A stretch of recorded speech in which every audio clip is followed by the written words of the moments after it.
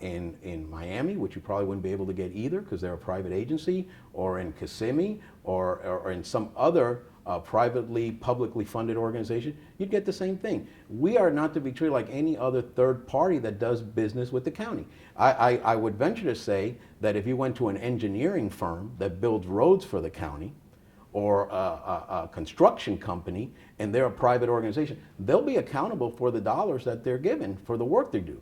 But they're not going to give you the salaries of every employee that works for them or give you access to their credit card statements. Well, and that's the difference that we have here compared to whether we were a county department or not. Well, you're not an engineering firm, so let's start with that. Well, we're a third party.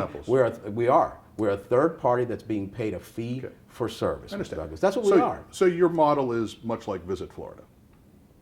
I don't know exactly. Well, they're a private agency that gets most of their funding, but not all of it. And we disclose how all of our dollars are spent. I mean, without quibbling, you work with the same business model that Visit Florida does. We work with the same business model as many destination marketing organizations use throughout the state of Florida, throughout the country, throughout the world. But here's my point. We just went through a news cycle in which the Speaker of the House sued Visit Florida for the release of Pitbull's contract. Why should your contract with the business pirate be any different than that? It isn't. It was detailed, Mark, in this document how much we spent on that campaign and how much the talent was paid by the agency, and an invoice was around $4,000, $5,000 of a maybe $25,000 marketing campaign, which is perfectly legal, by the way, because that's what we do, that we spent the money, and it was in here. If you'd done your homework and gone through here, you might have found an invoice from an agency doing that marketing campaign. And if you wanted to call me and ask me about it, I would have said, you know what, here's the detailed expense on the business pirate in the entire campaign. He's not an employee. He's like the Geico lizard. He's used in a campaign to sell a product. In this case, it was a business pirate selling the convention center in our destination to convention planners and meeting organizers. Okay, I mean, it's that simple. And you're saying if I'd only asked, you would have told me. I did ask, and the answer was none of your business. It was never none of your business. I don't think can't you can have it. You can, I don't We're think not you. telling I don't you think you'll however ever you want to characterize it. Mark, the only thing we have said definitively no to is your credit card statements because of the reasons you know. I've just told you, I don't want to keep rehashing the past. You know, you said we were going to have this in a true act of fairness and balance, right. And that's why we're doing this. So, I'm telling you, go back, look through the reports. Every penny of the business development tax or the tourist development tax is in there. Okay. Come back and let's talk about it. It's fine. And in fairness, since you're being open, may we have a copy of the contract that you made with the business pirate? The contract. We don't have a contract with the business pirate.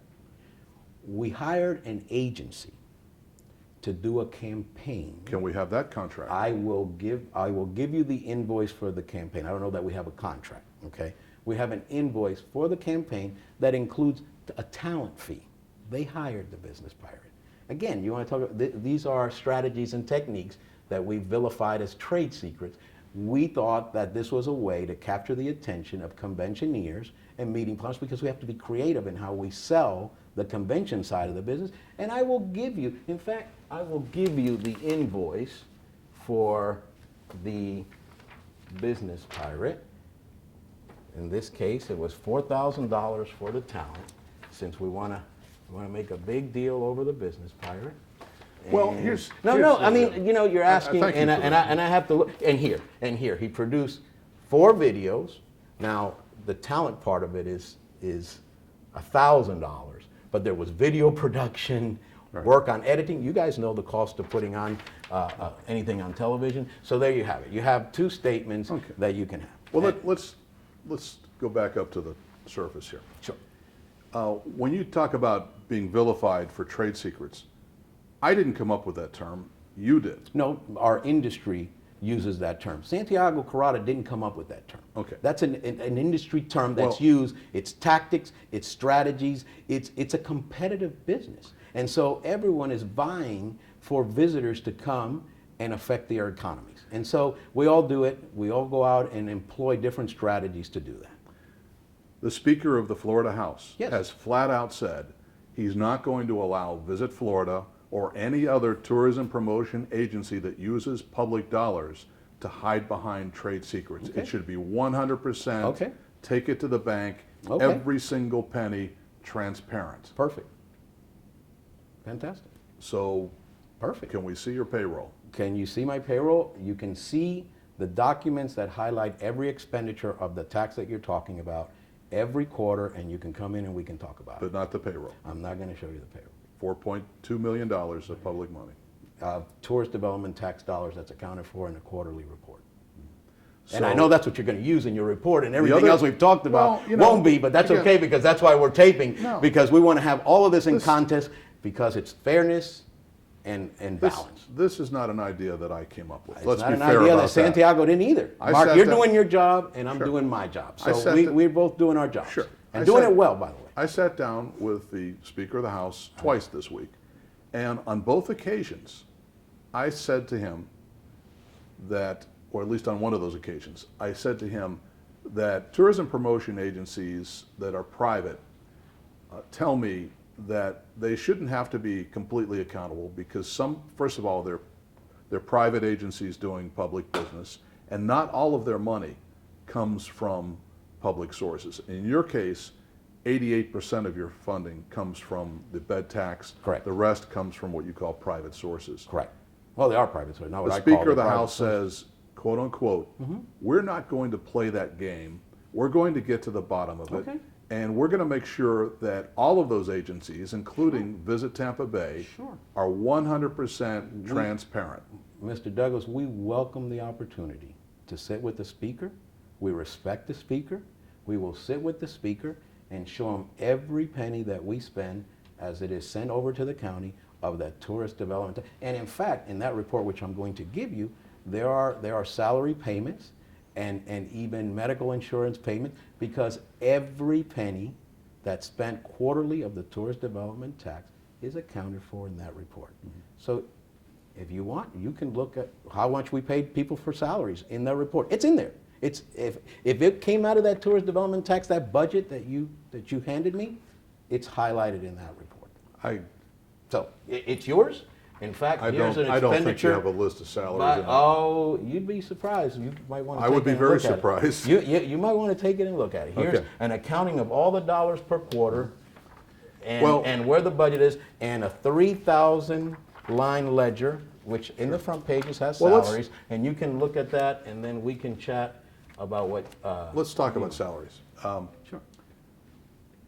The best bead that we can get on salaries are from the IRS reporting because you are a tax exempt organization, correct? Sure. Absolutely. Not-for-profit tax exempt. Yes. That shows top salaries. Right. Obviously, your salary is in there. Yes. According to the last 2 years of reporting, you received a $100,000 approximate raise the last I go-around. don't believe that's true. I don't believe that's true. Well, we can look at the. I mean, you can 990 look at it, but reports. it may be partial payment for a bonus that was included in one. I don't know. Well, you I were don't- making, according to the reports that I saw, 150 or 60. Now you're making 285, and the latest report isn't even in, so I don't know what you're making right. as we sit here and today. again, I'd have to go back and look at that and what that signifies. I can tell you that my starting salary here was not $150,000. Well, that's what you told the IRS. No, well, I'd have to go look at that too, because that doesn't sound accurate to me. I would invite you to do that. I will. I actually will. well, and it's okay. partial year. I didn't come in during a full fiscal Well, either. that's- So okay, there, maybe there- that- maybe so that's that's it. partially Maybe probably that's it. what you're looking at, Okay. because I hate for you to insinuate that there's any issues here with the IRS as well, because we do have Okay. tax I'm not an insinuating- agency that not does our insinuating. tax returns, and so it could have been a partial year that I came in. I'd have to go back Okay. and look, a partial fiscal year, and Well, that's the- probably what you have. Okay, fair enough. It might have been a partial year, and that's a perfectly logical explanation, and frankly, it's what I suspected, but I just wanted to hear that from you. So the last full year that we know of your salary Which was was- a year ago. Okay. You were making $285,000 a year. What are you making now? Oh, I don't know. I don't really know. You don't know your own salary? I really don't, because I'd have to go back and look at, if you're talking about base salary plus a bonus, I'd have to go back and look. I don't want to throw out a number for you that's inaccurate. So- I'd have to go back and look. But you're willing to share that information with us? Sure, it's going to be prior- in a tax return. Yes, it will, sometime next year. Yeah, sure, as soon as, yeah, absolutely, Okay. absolutely. So that's, roughly, $300,000. Roughly? That's more than the county administrator makes. Mm-hmm. That's twice as much as the mayor of Tampa makes. Is that a good use of bed tax dollars? That's in line, and I would tell you it's on possibly the low side of what our industry pays individuals in this position.